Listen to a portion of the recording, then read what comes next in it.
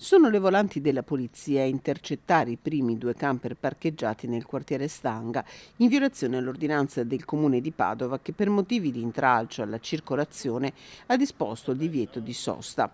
Erano arrivati all'esasperazione i cittadini del quartiere che da oltre un anno convivevano con il problema di alcune famiglie di nomadi ormai quasi stanziali. Abbiamo questa situazione di grosso degrado qui in zona perché loro non sono abituati ad usare i cassonetti delle immondizie, ad usare i bagni come si deve e andare al bagno, perché tutto quanto viene fatto sui marciapiedi. Un problema discusso anche in consiglio comunale, puntualizza Manfrin. C'erano dei camper che non erano neanche in condizioni di poter girare, non avevano fanali, non avevano nulla che a noi avrebbero lasciato circolare e loro invece potevano fare tutto.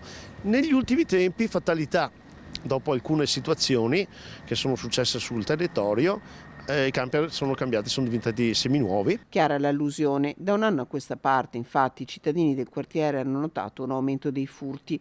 Una delle vittime è Roberto, derubato mentre era in vacanza. Hanno portato via l'oro, l'hanno trovato, diciamo, soldi e anche vestiti, giubbotti che ho dovuto andare a comprare 4-5. Senza sentire niente, nessuno ha sentito niente. È successo. La settimana scorsa l'appartamento attiguo al mio, sono andati, hanno scassato gli infissi anche lì e hanno portato via, sono riusciti a portare via l'oro perché sono stati disturbati e sono saltati giù dalle finestre. L'ordinanza è un obiettivo chiaro, spiega Diego Bonavina, assessore alla sicurezza. L'intervento che abbiamo ritenuto di fare è un intervento molto semplice, cioè quello di fare un'ordinanza che vieta il parcheggio degli automezzi lunghi più di 5 metri. L'ordinanza è stata fatta proprio per consentire la possibilità di elevare delle sanzioni. Chiedono controlli puntuali i cittadini contenti del primo intervento, ma le domande restano.